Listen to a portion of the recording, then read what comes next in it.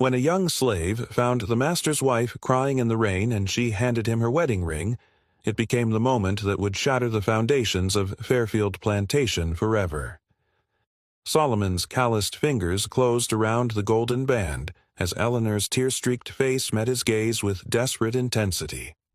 What neither could have imagined was how this forbidden exchange would unravel decades of buried truths and set in motion events that would test the limits of loyalty, courage, and the human heart. The skies had opened without warning, drenching the cotton fields and sending workers scattering for shelter. Thunder rolled across the Carolina sky like God's own fury, shaking the wooden beams of Fairfield Plantation. Solomon had been securing the horses when he heard it, a sound different from the drumming rain. A woman's muffled sobs, almost lost beneath nature's roar. Following the sound, he moved deeper into the stables, past the nervous whinnies of thoroughbreds worth more than his life. The lantern in his hand cast long shadows against the hay-strewn floor. That's when he saw her. There, huddled against the stable wall, was Mistress Eleanor, her fine silk dress, the color of summer cornflowers, clinging to her trembling form, golden hair plastered to her pale face.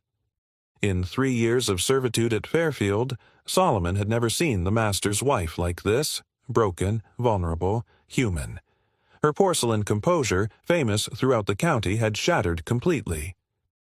"You shouldn't be here," he whispered, every instinct screaming danger. Being alone with the master's wife could cost him his life. Master Fairfield had whipped men for less, much less. Just last month, young Isaiah had been beaten bloody merely for glancing at the mistress during dinner service. "Neither should you," she replied, her voice steady despite her tears. Her accent betrayed her northern upbringing, something the local gentry never let her forget. Yet, here we both are. Lightning flashed, illuminating the fresh bruise blooming beneath her right eye. Solomon's breath caught. Master Fairfield's cruelty was legendary among the slaves, but he'd always maintained a perfect facade for his wife. The plantation's darkest open secret was that the master saved his true nature for those who couldn't fight back. Until now, it seemed. "He knows," Eleanor whispered, twisting the gold band on her finger, a heavy thing with the Fairfield family crest. "Everything I've tried to hide." Solomon remained silent, knowing that words were dangerous things. Any response could be twisted into insolence, any comfort misinterpreted as impropriety. The space between them, barely 5 feet, might as well have been an ocean, uncrossable by the laws of men and God alike. 3 years I've been in this beautiful prison, she continued almost to herself. 3 years pretending not to hear the screams from the quarters, pretending not to see the scars. Her blue eyes, red-rimmed from crying, finally met his. "And now he knows I've been teaching Lucy to read." Solomon's heart sank. Lucy, just 9 years old, was the daughter of Esther who worked in the kitchen. Teaching a slave to read was forbidden by law, but for the master's wife to do it, that was a scandal that could ruin even the mighty Fairfields. Before Solomon could respond, she pulled the ring from her finger with surprising determination and pressed it into his palm with unexpected force. "Take it. It's the key to everything." The gold was still warm from her skin. Their fingers touched for a moment too long. A boundary crossed that could never be uncrossed. Solomon felt the weight of the ring, and the weight of whatever secret it carried. "If he finds it, we're both dead," she said, her eyes now clear and determined despite the tear tracks on her cheeks. "Promise me you'll keep it safe until I can explain. There's more at stake than either of us." The rain drummed harder on the stable roof, creating a cocoon of sound around them. In that moment, the plantation's rigid hierarchies seemed to blur. They were just two people caught in circumstances beyond their control. Solomon closed his fist around the ring, feeling its edges dig into his palm. "I promise," he said, the words themselves an act of rebellion. He slipped the ring into the small hidden pocket he'd sewn inside his worn cotton shirt close to his heart. As he did, footsteps approached the stable door, heavy boots splashing through puddles. Eleanor quickly wiped her tears and straightened her posture, transforming before his eyes from vulnerable woman back to untouchable mistress of the house. "Remember, some storms bring more than just rain," she whispered cryptically as she stepped away. "They wash away what was and reveal what truly is." The stable door creaked open, revealing the broad-shouldered silhouette of Overseer Jenkins. His suspicious eyes darted between Solomon and the mistress. "Mistress Fairfield, the master's been looking for you," Jenkins said, his hand resting casually on the whip at his belt. "Caught in the downpour, were you?" "Yes," Eleanor replied, her voice once again the cool, controlled tone of Southern gentility. "Fortunately, this boy was just ensuring the horses were settled during the storm. I'll return to the house now." As she glided past Jenkins, she didn't look back at Solomon. But the weight against his chest reminded him that something irrevocable had just occurred. Jenkins lingered, eyes narrowed. "Finish up and get back to the quarters," he grunted before following the mistress out. Alone again with the nervous horses, Solomon's fingers traced the outline of the ring through his shirt. What Solomon didn't know was that this simple gold band would change both their lives forever, and unearth secrets buried deeper than the plantation's oldest oak roots. As thunder cracked overhead once more, he couldn't shake the feeling that the storm outside was nothing compared to what was coming. Solomon couldn't sleep that night. The wedding ring seemed to burn against his skin, hidden in the small cloth pouch he'd fashioned and suspended from a string around his neck. Outside, the rain continued its relentless drumming on the cabin roof, but it wasn't the storm keeping him awake.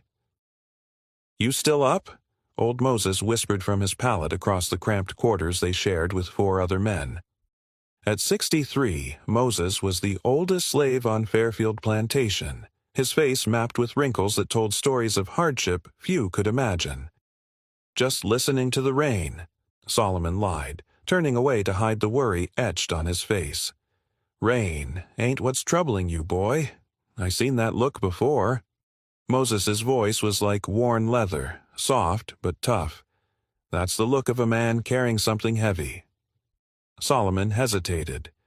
Moses had been like a father to him since he'd arrived at Fairfield, teaching him how to survive the brutal work and Master Fairfield's unpredictable rages. But this secret felt too dangerous to share. "Sometimes it's better not knowing, old man," Solomon whispered back. Moses chuckled softly. "True enough. But remember, secrets on a plantation have a way of surfacing, like bodies in a flood." Dawn came too quickly. Solomon joined the line of workers heading to the fields, the weight of the ring a constant reminder of his dangerous promise. As they passed the main house, he caught a glimpse of Eleanor through the window. She stood perfectly still beside her husband as he barked orders at a house servant. The bruise beneath her eye had been carefully covered, but Solomon could still see the shadow of it beneath the powder. Their eyes met for the briefest moment before she looked away. "Keep your eyes down, fool," hissed Esther, nudging him as they walked. "You trying to get yourself killed?" Esther was Lucy's mother, and if what Mistress Eleanor had said was true, they were all in danger. Teaching a slave to read was punishable by law for the teacher, and often much worse for the slave. "Is Lucy all right?" Solomon asked quietly. Esther's face hardened. "Why you asking about my girl?" "Just concerned, is all. She's been acting strange, jumpy. Won't tell me why." Esther studied his face. "You know something I don't?" Before Solomon could answer, Overseer Jenkins cracked his whip in the air. "Less talking, more walking. Sun's up, and that cotton ain't picking itself." The day passed in a blur of sweat and aching muscles. Solomon's fingers bled from the sharp cotton bowls, but the physical pain was nothing compared to the anxiety gnawing at him. What was in the ring? What did Eleanor mean by the key to everything? As dusk approached, a commotion near the main house drew everyone's attention. Master Fairfield's voice carried across the plantation, his rage unmistakable. Search every cabin, every slave. No one rests until it's found." Solomon's heart hammered against his ribs. They were looking for the ring. He touched the hidden pouch beneath his shirt, panic rising in his throat. Jenkins and two other white men began methodically moving through the quarters, tearing apart pallets and meager possessions. Solomon knew he couldn't return to his cabin. The ring would be discovered. As the search party worked their way closer, Solomon slipped away toward the old cemetery at the edge of the property. The small plot held generations of Fairfields, their marble tombstones gleaming in the fading light. Behind it lay the unmarked graves of slaves who had died on the plantation, including Solomon's mother. He knelt beside a twisted oak tree that marked the boundary between the two burial grounds and quickly dug a small hole with his hands. Just as he was about to drop the pouch containing the ring into the earth, he hesitated. Something about the ring's weight felt unusual. On impulse, he removed it from the pouch and examined it closely for the first time. The gold band was thick and ornate, bearing the Fairfield family crest, a falcon with spread wings. But as he turned it in his fingers, he noticed a thin seam running around the inside. With trembling hands, he twisted the two halves of the ring in opposite directions. The band separated, revealing a small compartment inside. And there, tightly rolled and hidden within the hollow ring, was a piece of paper. Solomon unrolled it carefully. In the dying light, he could make out what appeared to be a map, showing Fairfield Plantation and the surrounding area. Several locations were marked with small X's, and at the bottom were written words that made his blood run cold. Fairfield Station, Underground Railroad, 12 souls to freedom, December 1st. The sound of approaching footsteps startled him. Solomon quickly reassembled the ring, placed it back in the pouch, and buried it at the base of the oak tree, memorizing its location by the distinctive pattern of roots above it. He had barely moved away when Jenkins appeared, lantern in hand. "What you doing out here, boy?" the overseer demanded, suspicion heavy in his voice. "Paying respects to my mama," Solomon answered, gesturing to the slave burial ground. It wasn't entirely a lie. He often came here to feel close to her. Jenkins snorted. "Save your respects for working hours. Get back to the quarters. Master wants every slave accounted for tonight." As Solomon followed Jenkins back, his mind raced with the implications of what he'd discovered. Eleanor Fairfield, the master's wife, was involved with the Underground Railroad, helping slaves escape to freedom. If discovered, it would mean death for her and anyone connected to her plan. And now Solomon carried this knowledge like a burning coal in his hands, unable to hold it safely, unable to let it go. Back at the cabin, Moses watched him with knowing eyes but asked no questions. As they settled onto their pallets for the night, the old man simply whispered, "Whatever burden you're carrying, boy, remember, even the strongest backs need help with the heaviest loads." Solomon closed his eyes, the hidden map etched in his memory. December 1st was just 2 weeks away. Somehow he needed to speak with Eleanor again, but approaching the master's wife now, with the entire plantation on alert, seemed impossible. As sleep finally began to claim him, Solomon realized with startling clarity that he stood at a crossroads. He could ignore what he'd learned and protect himself, or he could risk everything, perhaps even for his own freedom. In the darkness, his mother's voice seemed to whisper from memory, "Sometimes, child, courage is just fear that said its prayers." The following morning arrived with a heavy fog blanketing Fairfield Plantation. Solomon rose before dawn, his mind still racing with the secret knowledge he now possessed. The search for the missing ring had continued well into the night, with Master Fairfield growing increasingly volatile with each passing hour. As Solomon joined the line for morning rations, a meager portion of cornmeal and salt pork, he noticed several unfamiliar faces among the house servants. Visitors had arrived late the previous night, their carriages bringing a flurry of activity to the main house. "Master's brother is here from Charleston," whispered Naomi, an elderly woman who worked in the laundry. And he brought friends, important men with fancy clothes and hard eyes. Solomon's stomach tightened. More eyes meant more danger, especially with the ring still hidden beneath the oak tree. "Any word on what the master lost?" he asked carefully, keeping his voice low. Naomi glanced around before answering. "Heard the mistress's wedding ring gone missing. Master's saying one of us took it." She shook her head. "Man's tearing the place apart. Whipped Thomas half to death just for suggesting the mistress might have misplaced it herself." Before Solomon could respond, a bell rang from the direction of the main house. Moments later, Jenkins appeared, pointing directly at Solomon. "You! Master wants you at the stables. Now!" A cold dread washed over Solomon as he followed Jenkins. Had he been seen with Eleanor in the stables? Had someone betrayed him?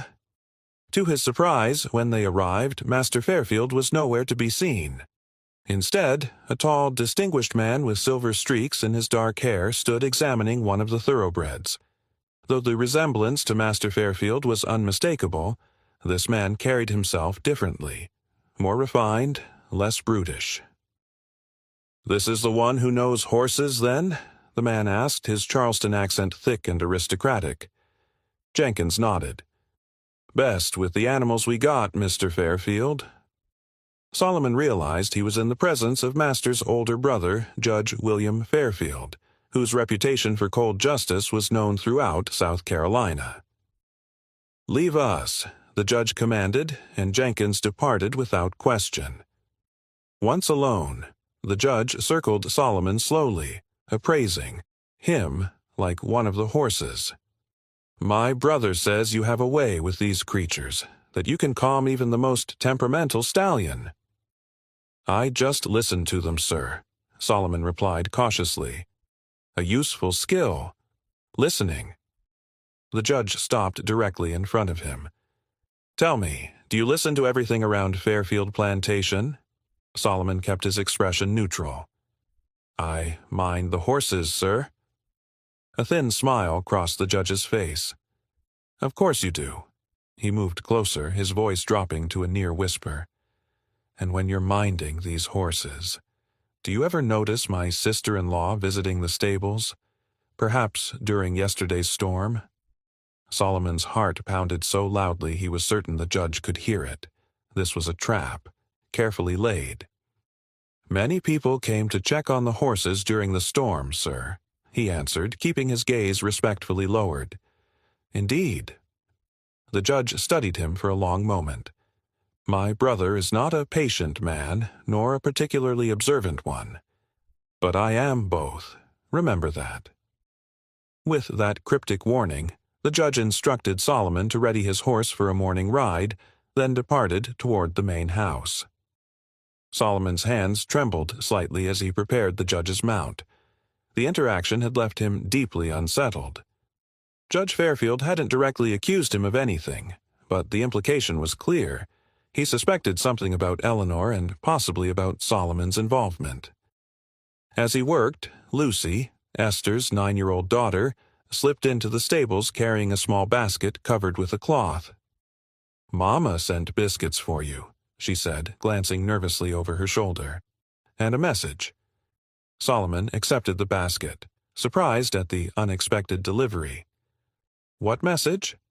"She says to tell you the mistress wants to meet where the creek bends at dusk." Lucy's voice was barely audible. "And she says be careful. Men came asking about you this morning." Before Solomon could question her further, Lucy darted away, disappearing as quickly as she had come. Inside the basket, beneath 2 warm biscuits, lay a folded piece of paper. Solomon quickly concealed it in his shirt. He would need to find a private moment to examine it, and to retrieve the ring from its hiding place. The day stretched endlessly as Solomon tended to his duties, hyper-aware of every glance, every whispered conversation around him. Judge Fairfield's party remained at the main house, their presence adding to the already tense atmosphere of the plantation. Late in the afternoon, Solomon managed to slip away to the cemetery, relieved to find the ring exactly where he had buried it. He secured it once more in the pouch around his neck, the weight of it a constant reminder of his precarious situation. As the workday ended and dusk approached, Solomon made his way toward the creek that marked the eastern boundary of Fairfield Plantation. The spot where it bent sharply around a cluster of willows was secluded, hidden from view of both the main house and the slave quarters. He arrived first, positioning himself where he could observe anyone approaching. The folded paper from Lucy's basket had contained a crude map with this location marked, and the words, "Trust no one but E." The sound of rustling leaves alerted him to someone's approach. Solomon tensed, ready to flee if necessary. But it was Eleanor who emerged from between the willows, dressed simply in a dark cloak that concealed her distinctive blonde hair. "You came," she said, relief evident in her voice.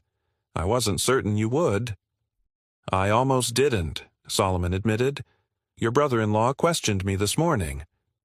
Eleanor's face paled. "William is dangerous, far more so than my husband. He suspects something, but he doesn't know what." She glanced around nervously. "Do you still have it? The ring?" Solomon nodded. "I found what was hidden inside." "Then you understand what's at stake." Eleanor moved closer, her voice urgent. "The plan is already in motion. 12 people will escape Fairfield on December 1st, including you, if you choose." The offer stunned Solomon into momentary silence. Freedom, the dream he had carried since childhood, suddenly within reach. "Why are you doing this?" he finally asked. "Why risk everything to help slaves escape?" Eleanor's eyes flashed with unexpected fire. "Because this system is evil. Because my husband and his family profit from human suffering." She paused, seeming to debate whether to continue. "And because I have my own reasons to want to destroy the Fairfields." Before she could elaborate, voices carried from somewhere nearby, a search party moving through the woods. "They're looking for me," Eleanor whispered urgently. "I told my maid I was resting with a headache. If they discover I'm gone—" "We need to move," Solomon decided quickly. "This way?" He led her deeper into the woods, away from the approaching voices. They moved silently through the gathering darkness, Solomon's knowledge of the land guiding them safely away from the search party. When they finally stopped in a small clearing, Eleanor gripped his arm. "Listen carefully. There isn't much time. The Underground Railroad conductor will arrive 3 days before December 1st. His name is Marcus, and he'll come as a traveling preacher." "How will I know him?" "He'll ask about a blacksmith named Jeremiah. That's the signal." Eleanor pressed something into his hand, a small key. "This opens a compartment beneath the floor of the old smokehouse. Inside are papers, forged freedom papers for everyone on the list." Solomon stared at the key. "There's a list, written down." Eleanor nodded grimly. "Memorized, not written. Lucy and her mother, Esther. Old Moses, Thomas and his wife Ruth. The twins from the North Field, Sarah and Samuel. Jacob from the carpentry shed. Naomi from the laundry. Young Isaiah. And you." Hearing the names, people he had lived alongside, suffered alongside, made the reality of the escape plan suddenly concrete. These weren't just anonymous souls to freedom, as marked on the map. They were people with faces, with stories. "And the 12th?" Solomon asked, counting in his head. Eleanor met his gaze steadily. "Me." The revelation hit Solomon like a physical blow. "You're planning to run too.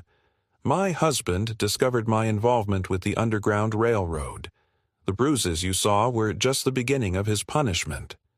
Her voice remained steady, but fear flickered in her eyes. "If I stay, I'm dead, and so is everyone connected to me." The sound of dogs barking in the distance interrupted them.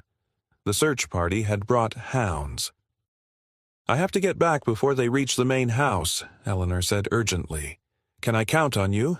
Will you help coordinate the others?" Solomon hesitated only briefly. The danger was enormous. the consequences of failure unthinkable, but the possibility of freedom, not just for himself but for 11 others, was a chance he couldn't refuse. "I'll do it," he promised, "but we'll need to be careful. Your brother-in-law suspects something." Eleanor nodded. "William has always been the cunning one. My husband uses his fists. William uses his mind." She pulled her cloak tighter around her shoulders. "We won't speak again until it's time. Too dangerous. If anything changes, I'll send word through Esther." As they prepared to part ways, Eleanor suddenly gripped Solomon's hand. "The ring. Keep it safe. It contains more than just the map. It's evidence that could destroy the Fairfields forever." "What kind of evidence?" "The kind that proves Judge William Fairfield has been selling freed blacks back into slavery and splitting the profits with my husband." Her voice was cold with hatred. "The kind that proves they murdered my father when he discovered their scheme." The dog's barking grew louder. There was no time for further explanation. "Go," Solomon urged. "I'll make sure they don't track you back to the house." With a final nod, Eleanor disappeared into the darkness, moving with surprising stealth for a plantation mistress. Solomon headed in the opposite direction, intending to lead the search party away from her trail. As he moved through the night-shrouded forest, the weight of responsibility settled on his shoulders. 12 lives, including his own, now depended on his courage and caution. The key pressed against his palm, a small metal promise of liberation. Freedom was just 2 weeks away, if they survived that long. 3 days had passed since Solomon's meeting with Eleanor at the creek. 3 days of mounting tension across Fairfield Plantation. Master Fairfield's rage over the missing ring had only intensified, resulting in brutal punishments for perceived slights and increased vigilance from the overseers.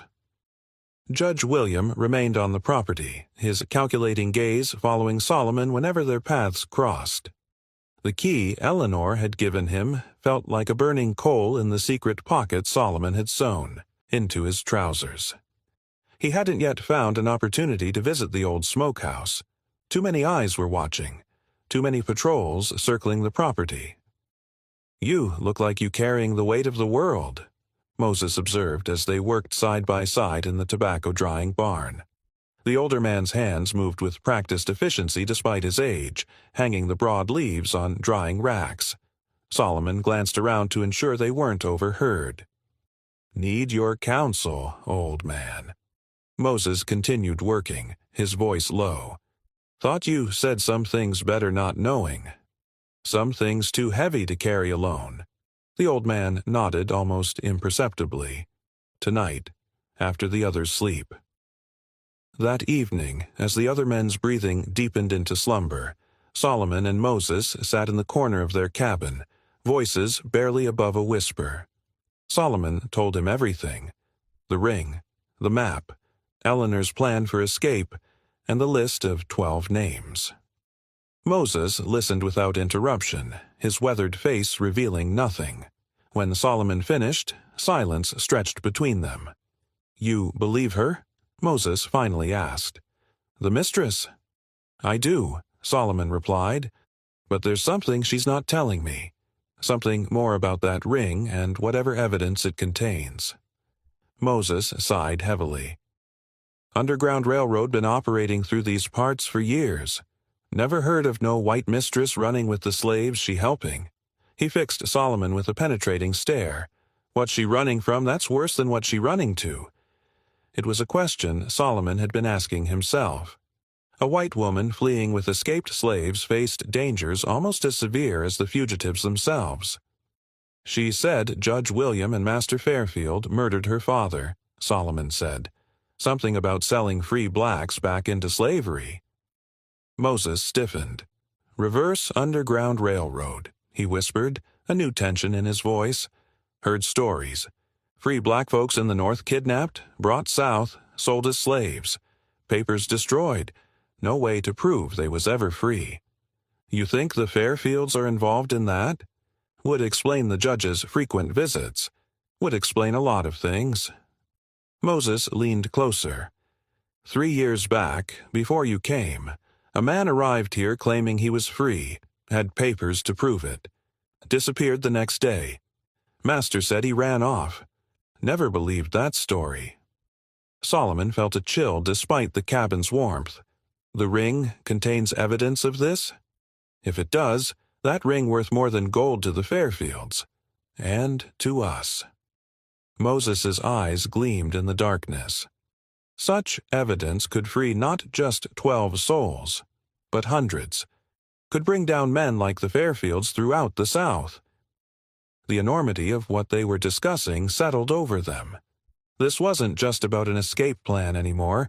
It was about exposing a criminal enterprise that reached into the highest levels of Southern society. "I need to check what's in that smokehouse," Solomon said. "But with all the extra patrols..." "Tomorrow," Moses decided. "Esther can create a distraction in the kitchen. Oil fire, small one, nothing dangerous. While everyone's attention is there, you slip to the smokehouse." Solomon nodded. "I'll speak with her in the morning." "One more thing," Moses added, his voice grave. "You trust everyone on that list? All 11? The question caught Solomon off guard. "I've known most my whole life. Why wouldn't I trust them?" "Because fear makes people do terrible things," Moses replied. "And someone on this plantation is feeding information to the master." "What makes you say that?" 3 times in the past month escape plans were discovered before they could happen. 3 times slaves from other plantations were caught, brought back, made examples of. Moses's expression darkened. Someone's been talking. Someone who knows about the Underground Railroad. The revelation sent a wave of unease through Solomon. "You think someone on our list is an informant?" "I think desperate men pay well for information, and hungry slaves might sell secrets for extra food or favors." Moses placed a gnarled hand on Solomon's shoulder. "Trust, but verify. Watch everyone, even those you've known all your life." Sleep eluded Solomon that night. Moses's warning played in his mind alongside Eleanor's desperate plan. If there truly was an informant among the slaves, the escape was doomed before it began. The next morning, Solomon managed a brief, whispered conversation with Esther as they collected water from the well. She agreed to create a distraction after the midday meal, when the house would be busiest with the judge's guests. "Lucy says the mistress is watching for you," Esther murmured, her eyes on her task. "Says to tell you, the preacher comes when the moon is new."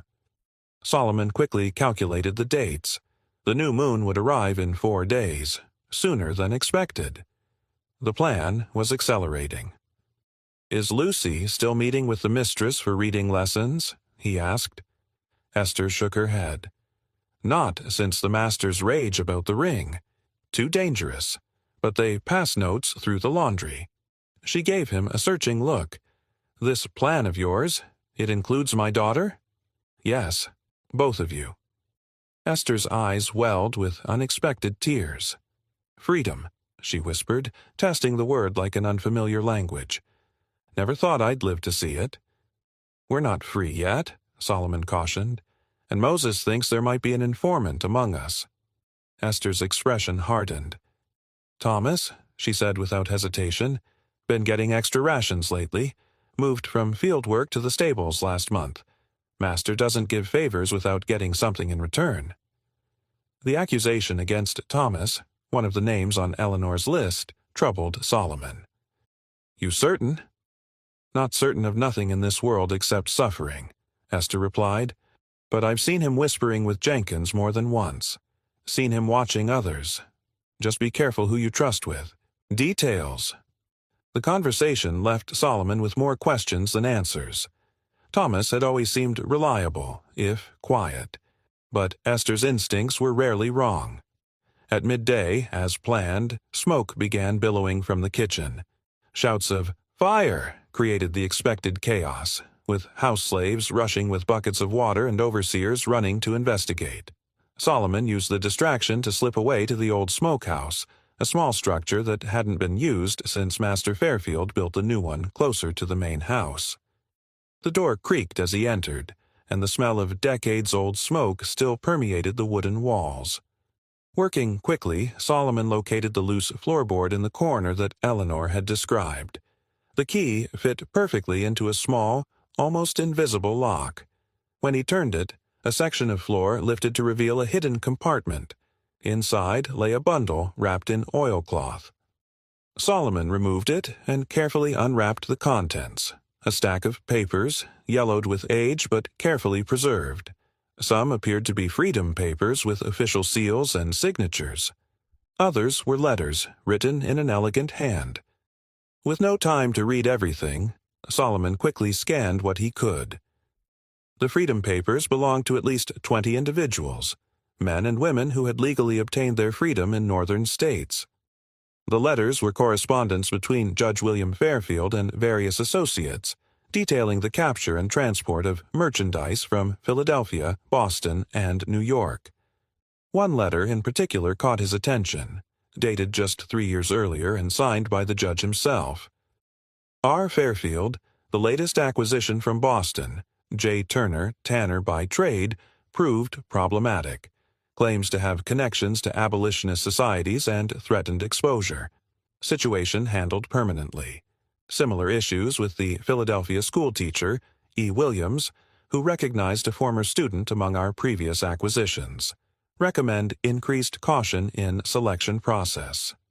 Northern-educated Negroes pose specific risks to our enterprise. Your investment continues to yield exceptional returns. Enclosed, find your share from the Charleston auction, 35%. W.F. Solomon's hands trembled as he understood the full implication of the letter.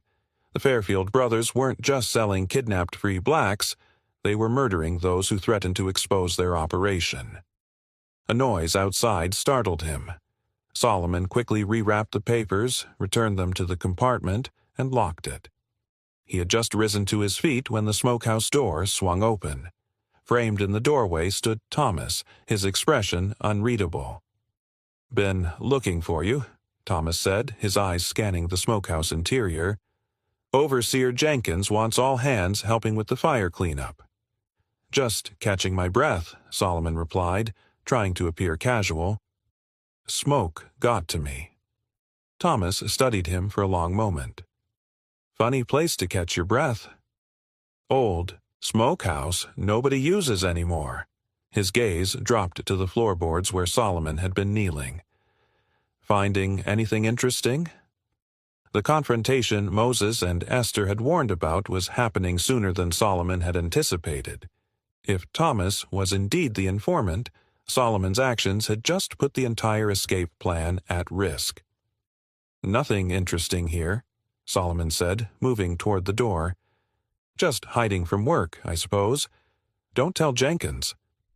Thomas blocked his path, lowering his voice. "I know what you're planning, Solomon. I know about December 1st. Solomon's blood ran cold. He tensed, preparing either to fight or make a desperate run for it. But Thomas's next words caught him completely off guard. "My sister Sarah is on your list? The twins from the North Field. That's us." His voice cracked slightly. "I need to know if this is real, if we really have a chance at freedom, or if it's just another dream that'll get us killed." The genuine emotion in Thomas's voice gave Solomon pause. Either Thomas was telling the truth, or he was a more skilled manipulator than anyone had given him credit for. "Who told you about December 1st? Solomon demanded. "Sarah did. Said the mistress has been planning it for months. Said you're involved now." Thomas's eyes held a desperate hope. "Is it true? Do we really have a way out?" Solomon made a split-second decision. "Meet me tonight at the old oak by the slave cemetery, after the last bell. Come alone." Thomas nodded, relief washing over his features. "I'll be there." As Solomon pushed past him into the daylight, uncertainty clouded his thoughts. Had he just shared crucial information with a trusted ally, or had he set a trap for himself? The answer would come with nightfall, and with it, perhaps, the unraveling of everything they had planned. The afternoon dragged with excruciating slowness. Solomon returned to his regular duties, mucking out stalls and exercising the horses, all while feeling the weight of watchful eyes. Jenkins seemed particularly attentive, following Solomon's movements with suspicious scrutiny. "Master wants to see you," Jenkins announced late in the afternoon, his tone suggesting this was not good news. Solomon's heart hammered against his ribs as he followed the overseer toward the main house. In 3 years at Fairfield he had been inside only twice, once when first purchased, and once when Master Fairfield's prized stallion had fallen ill and he'd been called to tend it through the night. To his surprise, Jenkins led him not to the front of the house but around to the side entrance that opened into Master Fairfield's study. The room smelled of leather, tobacco, and bourbon, the sense of power and privilege. Master Fairfield sat behind an imposing mahogany desk, while Judge William stood by the window, silhouetted against the fading afternoon light. "This the one?" Master Fairfield demanded, his voice already slurred with drink. The judge turned, regarding Solomon with clinical detachment. Indeed, the horse trainer with the remarkable memory. Solomon kept his eyes downcast, his posture deliberately submissive, while his mind raced. What did they want? What did they know? "Boy," Master Fairfield barked, "my brother tells me you've been at Fairfield for 3 years now. That right?" "Yes, master," Solomon replied quietly, "and in that time, you've never given me cause for complaint. Jenkins says you work hard. Keep to yourself." Master Fairfield leaned forward. "So, tell me why I shouldn't believe you're the one who stole my wife's ring?" The accusation hung in the air like smoke. Solomon fought to keep his expression neutral, his breathing steady. "I wouldn't steal from you or the mistress, master," he said, the half-truth bitter on his tongue. Technically, Eleanor had given him the ring. He hadn't stolen it. The judge moved closer, his movements smooth and controlled, a predator circling. "My brother's wife has taken an unusual interest in the stables these past months, and you, I'm told, have a way with horses that borders on unnatural." "Just understand them, sir," Solomon replied carefully. "Nothing unnatural about it." "She was seen entering the stables during the storm," the judge continued, watching Solomon's face closely. "And you were there as well." Solomon's mind worked frantically. Denial would be pointless if they had a witness. A partial truth might be his only option. "The mistress came to check on her mare, sir. Was worried about the thunder spooking her.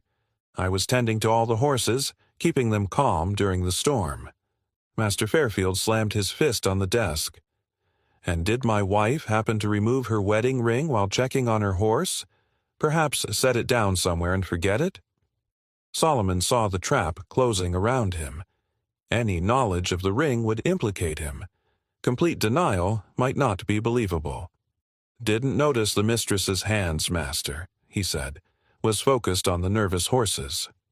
The judge smiled thinly. A convenient lack of observation from someone known for his attentiveness. Master Fairfield rose unsteadily to his feet, bourbon sloshing in his glass. "I'll have that ring back, boy, one way or another." He moved around the desk with menacing slowness. "My brother thinks you know more than you're saying. I'm inclined to agree." Solomon braced himself, expecting a blow. Instead, Master Fairfield stopped just short of him, his alcohol-soured breath hot on Solomon's face. "I'm a patient man," he said, though his reputation suggested otherwise. "I'll give you until tomorrow to remember what happened to that ring. If it appears, no questions asked, no punishment given." His bloodshot eyes narrowed. "If not, I'll have the skin off your back inch by inch until you remember." "That will be all," the judge interjected smoothly, gesturing toward the door. "I'm sure our friend here understands the gravity of his situation." Jenkins gripped Solomon's arm roughly, steering him out of the study and back into the fading daylight. "Master's being generous," the overseer growled. "I'd have had you strung up already." Solomon said nothing as he was marched back to the stables. His mind was working furiously, calculating risks and possibilities. The Fairfield brothers suspected him, but they didn't know. Not yet. If they had proof, he'd already be under the lash. As dusk settled over the plantation, Solomon completed his duties mechanically, his thoughts elsewhere. The confrontation with the Fairfields had only reinforced the urgency of their escape plan. But first, he needed to determine if Thomas was friend or foe. After the evening meal, a meager portion of cornbread and beans, Solomon slipped away from the slave quarters. The night was moonless and cloudy, perfect for moving unseen across the plantation grounds.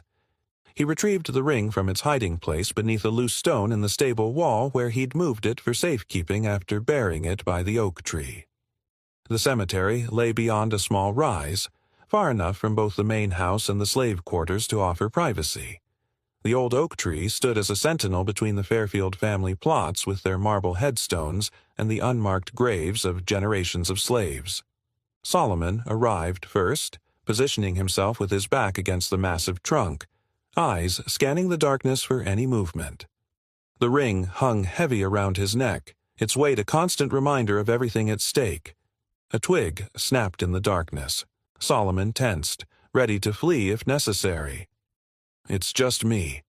Thomas's voice came softly as he emerged from the shadows. He came alone, as instructed. "You weren't followed?" Solomon asked. Thomas shook his head. "Made sure of it.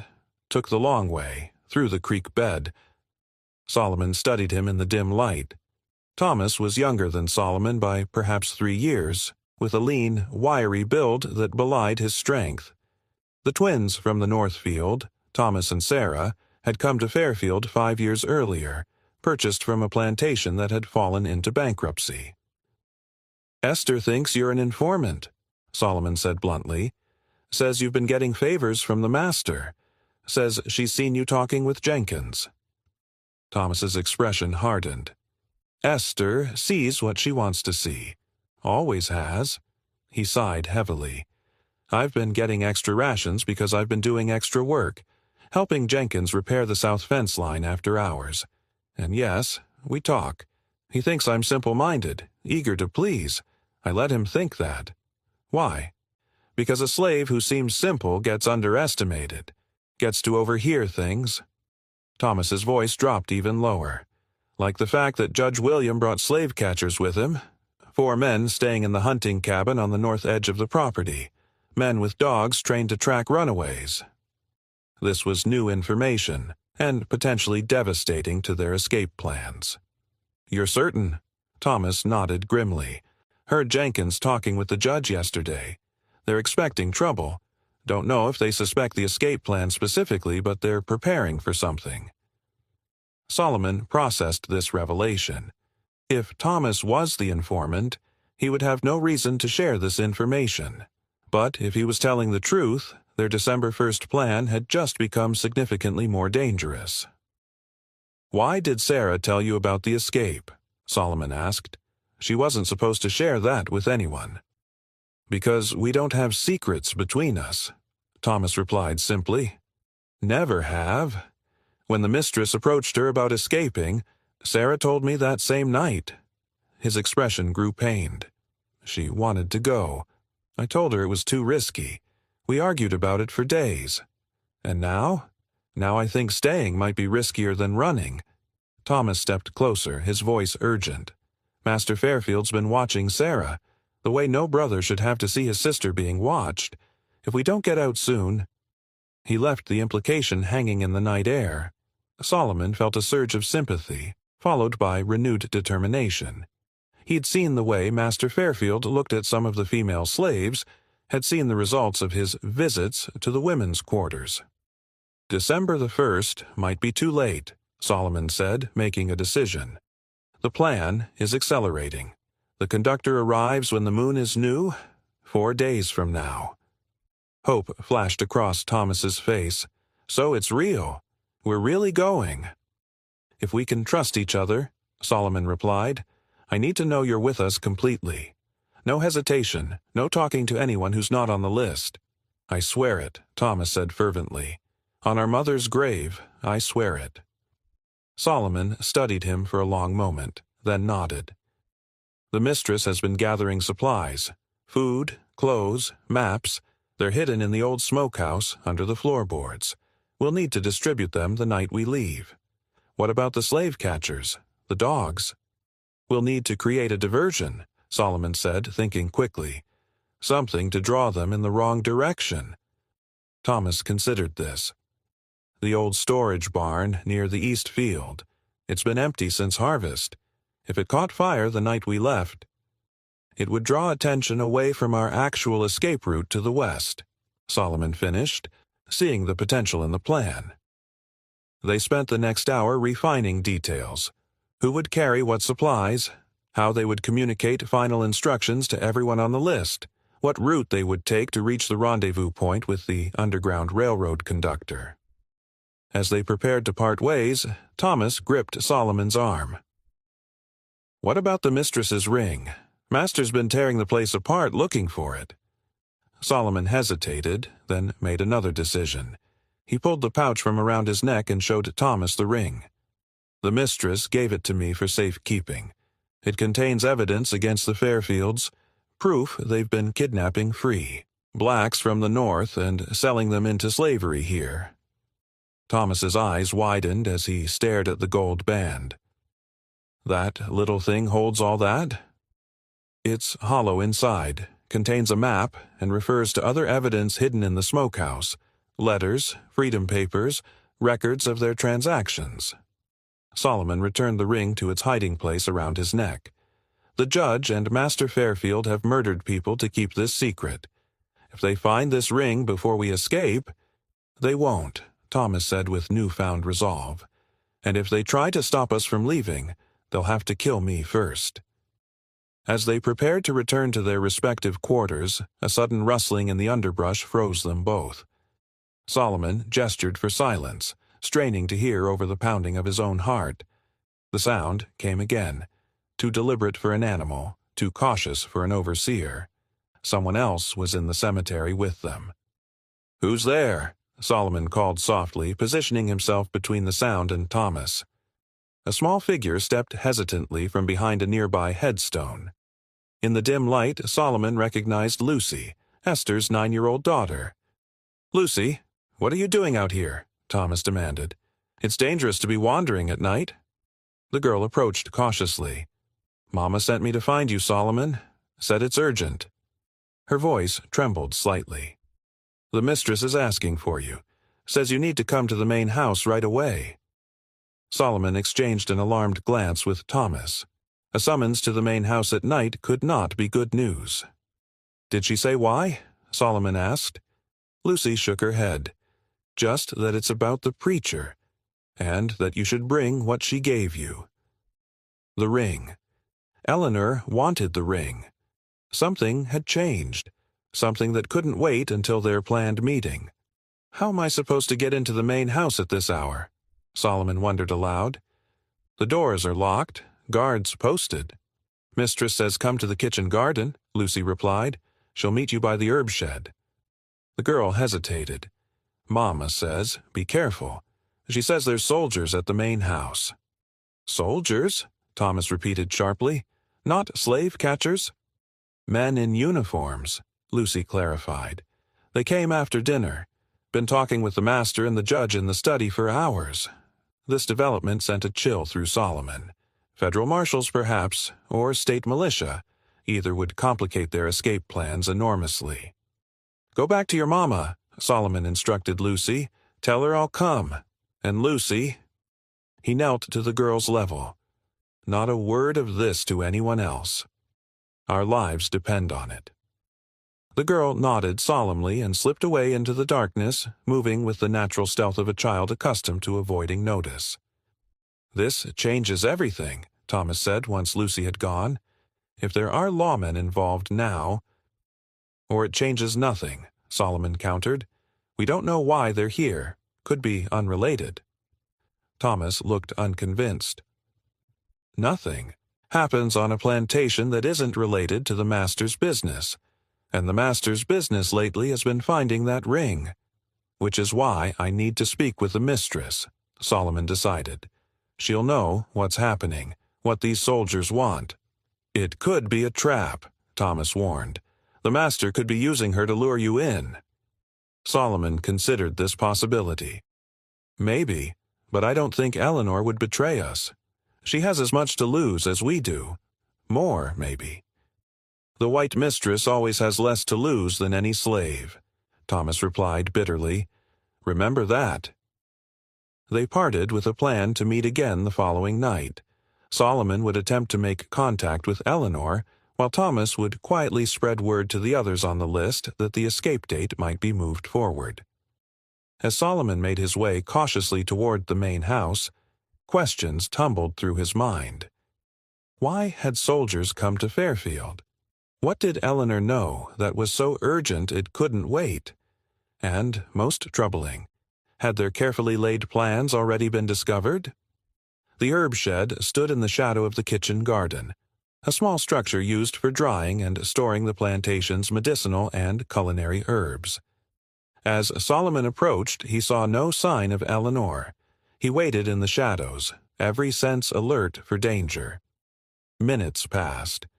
The main house loomed dark and imposing, only a few windows illuminated. From somewhere inside came the murmur of men's voices, too distant to make out words, but the tone suggested heated discussion. Just as Solomon began to fear he'd misunderstood the message, the back door of the house opened. Eleanor emerged, wrapped in a dark shawl, and hurried toward the herb shed. Her face was pale in the darkness, her movements tense with urgency. "You came," she whispered as she reached him. "Thank God." "Lucy said it was urgent," Solomon replied. "Something about soldiers and the preacher."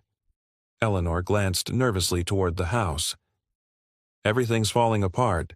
My husband knows, or suspects, far more than I realized." Her voice shook slightly. "The men who arrived tonight are federal marshals from Charleston. They're here about a case of suspected forgery and mail fraud." "What does that have to do with us?" "The Underground Railroad conductor, Marcus, was arrested in Charleston yesterday. They found forged freedom papers on him, papers that match the style of those hidden in the smokehouse." Eleanor's eyes were wide with fear. "They're connecting the dots, Solomon. It's only a matter of time before they search the smokehouse and find everything." The news hit Solomon like a physical blow. Without the conductor, their escape route vanished. Without the prepared papers, they'd be immediately identified as runaways. "We need to move up the plan," he said. "Leave before they find the evidence." Eleanor nodded. "Tomorrow night. It has to be tomorrow night." She held out her hand. "I need the ring. There's one piece of evidence inside it that I didn't tell you about. Something that could destroy the Fairfields even if we don't escape." Solomon hesitated. "What evidence?" "A confession," Eleanor whispered, "written by my father before they killed him. He discovered their operation, confronted William about it. William told my father everything, thinking he could be bought off or intimidated into silence." Her expression hardened. "Instead, my father wrote down everything he learned, sealed it in that ring, and sent it to me for safekeeping. He was dead 3 days later. A writing accident." "And you married into the family that murdered him?" Solomon couldn't keep the disbelief from his voice.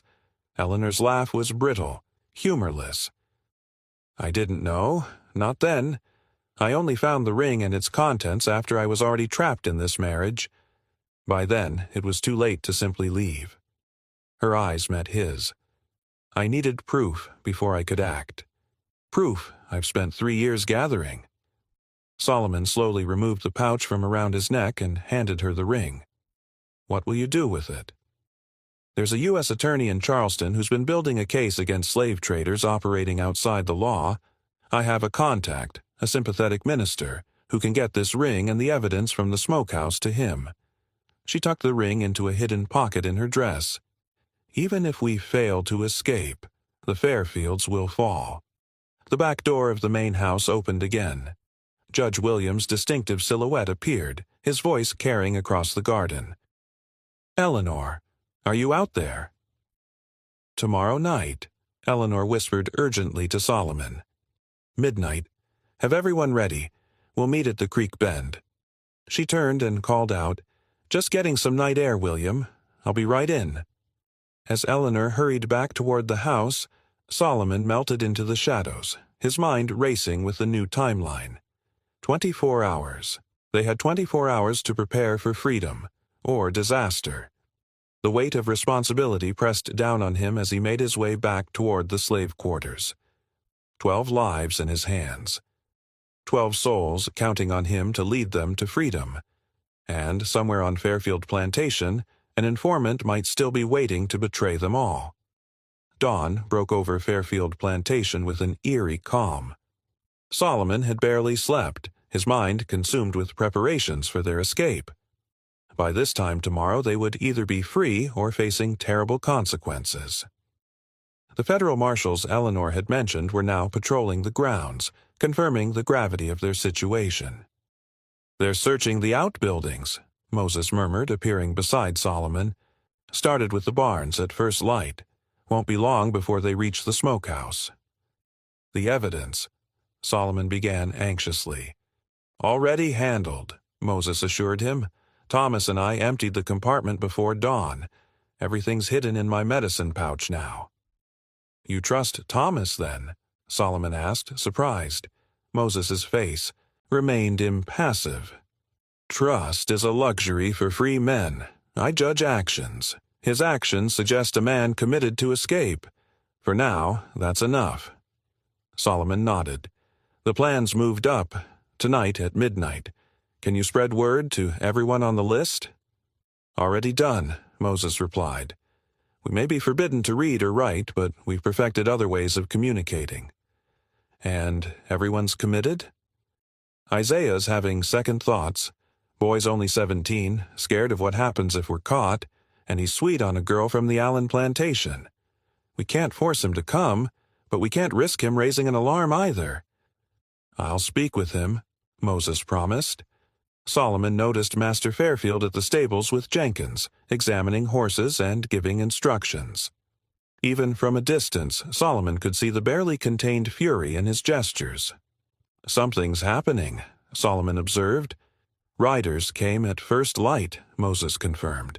"Message from Charleston. Got the master and his brother all stirred up." When Solomon reached the stables, Master Fairfield was in a towering rage. "Should have seen this coming," he bellowed. "My own wife, my own goddamn wife." Solomon kept his head down, saddling the master's horse while straining to hear. "Judge says there's no proof," Jenkins replied. "Could all be coincidence." "Coincidence?" Master Fairfield spat.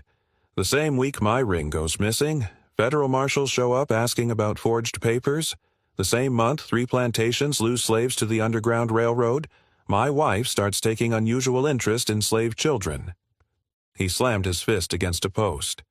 "William may play the cautious lawyer, but I know treachery when I smell it." "What do you want me to do, sir?" Jenkins asked. "Double the night patrols. Armed men at every road and path leading off Fairfield land. And search that smokehouse top to bottom. William thinks there might be something hidden there." "Already been searched, sir. Marshals went through it this morning. Found nothing." "Then search it again. And I want my wife watched, every moment. She doesn't take a piss without you knowing about it." "Yes, sir. And what about the slaves on that list the judge mentioned? The ones he thinks might be planning to run?" Solomon's blood ran cold. "They had a list of suspected runaways?" "Keep them separated," Master Fairfield ordered. "Different work assignments, no chance to talk. And I want that horse trainer watched especially close." Throughout the day, Solomon observed the increased vigilance firsthand. Everyone on their escape list was being deliberately isolated. Moses had been sent to chop wood far from the main buildings. The twins were separated, with Sarah working in the laundry and Thomas confined to field repairs. Jacob was locked in the carpentry shed. By nightfall, Solomon was escorted to his cabin with strict instructions to remain there until morning. 2 guards took positions outside. Inside, Moses was already there, grinding herbs. The other men who shared their cabin were absent. "Where is everyone?" Solomon asked quietly. "Reassigned," Moses replied. "Just you and me tonight. Master's orders." "We're being watched," Solomon stated the obvious. Moses nodded almost imperceptibly. 2 men outside, more patrolling between here and the creek." He continued grinding his herbs. "But they don't know about the tunnel." Solomon stared at him, confused. "What tunnel?" A ghost of a smile crossed Moses's face. "You think you the first slaves to plan an escape from Fairfield? There's been a tunnel from this cabin to the old well for nigh on 30 years, hidden under my sleeping pallet." Hope surged in Solomon's chest. "Does it reach all the way to the creek?" "Not quite. Comes up behind the tool shed. Still have to cross open ground to reach the creek, but it gets us past the immediate guards." Shortly after 10 o'clock, a scratching sound came from beneath Moses's pallet. The old man shifted his bedding to reveal a trap door. From below emerged Ruth and her husband, Thomas, followed soon by others. By 11:30, 11 people were crowded into the small cabin. Everyone except Eleanor. "And the mistress?" Solomon asked. "Any word?" Thomas shook his head. "Sarah says the mistress had dinner with the judge, then retired to her room claiming a headache. 2 house slaves were posted outside her door." Moses distributed small bundles to each person: food, water, maps, and small weapons. "Remember the plan," Solomon instructed. "We move in pairs through the tunnel. Once we reach the tool shed, we stay in the shadows until everyone's assembled. Then we make for the creek, following its bed west until we reach the cypress grove. The boat will be waiting there." As they began their descent into the tunnel, a commotion erupted from the direction of the main house. Shouts, running footsteps, and then the plantation bell, the signal for emergency. "Fire!" someone yelled in the distance. "Fire in the main house!" Flames were visible, licking at the windows of the east wing, where Eleanor's bedroom was located. The guards patrolling the field ran toward the main house, drawn by the bell and shouts. "Now!" Solomon ordered. "Move!" The group darted across the open field toward the creek. They reached it without incident and began moving downstream, staying in the water to hide their scent from dogs. They had traveled perhaps half a mile when Ruth spotted someone approaching, a solitary figure moving with purpose. It was Eleanor, almost unrecognizable in men's clothing, her hair tied back, carrying a pistol. "You made it," she said, relief in her voice. "Thank God." "The fire," Solomon began. "William's doing, not mine," Eleanor explained. "He found evidence in my room. When I refused to name my co-conspirators, he locked me in and set the fire. He didn't expect me to have a key to the connecting door, or a pistol." With Eleanor now guiding them, they continued downstream until they reached the cypress grove, where a flat-bottomed river skiff waited, large enough to hold all 12 of them. As they boarded, the distant baying of hounds shattered the night's silence. "They've discovered we're gone," Thomas said grimly, "and they've brought the dogs." Moses pushed them away from shore, and the current carried them downstream into deeper water. 2 hours downstream to the junction with the Cooper River, Eleanor said, then north to the coast. Our contact will be waiting with a ship bound for Boston. As dawn broke on the horizon, painting the river with golden light, 12 faces turned toward it with the same expression, the look of people seeing, perhaps for the first time, the promise of a new day that belonged truly to themselves. The skiff moved swiftly with the current, carrying its 12 passengers deeper into the swamplands. As morning light broke through, their precarious situation became clearer. "We need to get off the main river," Moses advised. "They'll have riders following both banks by now." Eleanor nodded. "There's a tributary ahead that leads through the cypress swamp. It's too narrow for their boats and too treacherous for horses." Solomon noticed the bruise on Eleanor's jawline and cut at her temple, evidence of her violent confrontation with Judge William. The sound of distant hoofbeats confirmed riders were closing in. Thomas and Jacob took up the oars, propelling the skiff toward the hidden tributary, a narrow opening in what appeared to be an unbroken wall of vegetation. "We can't take the boat much further," Eleanor cautioned as the waterway narrowed. "Soon we'll have to continue on foot." Lucy whimpered, pointing to a ripple in the water. Something moved. "Just a moccasin," Moses reassured her. "More scared of us than we are of it." The baying of hounds grew closer. "They must have started them from where we found the boat," Thomas said. "Water slows them down but doesn't stop good tracking hounds." When the skiff's bottom scraped against mud, they carefully disembarked onto a narrow strip of relatively solid ground. Lucy was lifted onto Jacob's shoulders as they navigated the treacherous terrain. The path frequently disappeared into boggy stretches they were forced to detour around. Twice they waded through shallow water, moving slowly to avoid creating noise or disturbance. Eleanor suddenly halted, signaling for silence. They froze, hearing men's voices nearby. "Checking the eastern channels," one voice said. "Judge says they'll be heading for the coast." "In this God-forsaken swamp," another replied. "More likely they're already dead. No slave knows how to navigate these waters. The mistress might. She used to hunt here with her father." Eleanor motioned for the group to move deeper into the cypress trees. From their new position they saw a small boat with 2 armed men poling along the channel they had just left. Lucy stiffened, spotting a massive water moccasin coiled on a log nearby. Jacob gently covered her mouth before she could make a sound. The snake watched them but remained still as the boat passed by. "Remember what I said about the swamp protecting us?" Esther whispered to her daughter. "That snake could have made a fuss, but it stayed quiet, just like you did." After the boat disappeared, Eleanor led them away from the water, deeper into the swamp. The day grew hotter, insects swarming around them as they trudged on in miserable silence. When a dilapidated cabin finally came into view, it was a welcome sight despite its poor condition. Eleanor confirmed it was empty and they filed inside, grateful for shelter. "We can't risk a fire," Solomon said as Jacob examined the fireplace. Smoke would be visible for miles. While Moses treated their various injuries with herbs, Eleanor and Solomon consulted the map. "The rendezvous point is here," Eleanor indicated.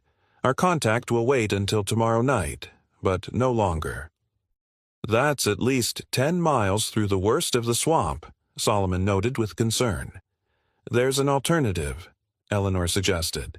"A settlement of free blacks and runaways called Promised Land. It's closer, perhaps 5 miles. We might find help there."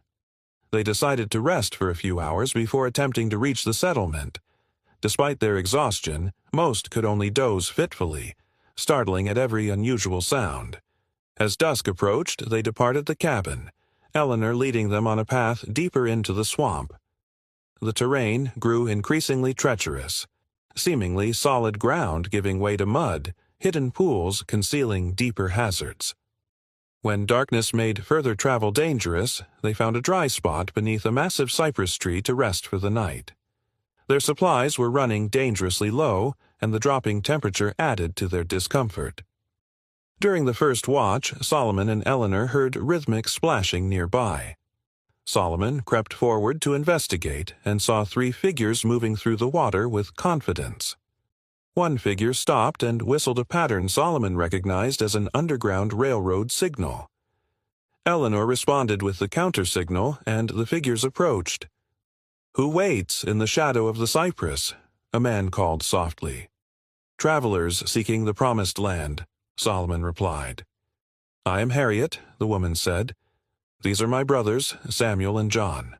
We come from the place you seek." Moses pushed forward. "I know you. You're Benjamin's daughter.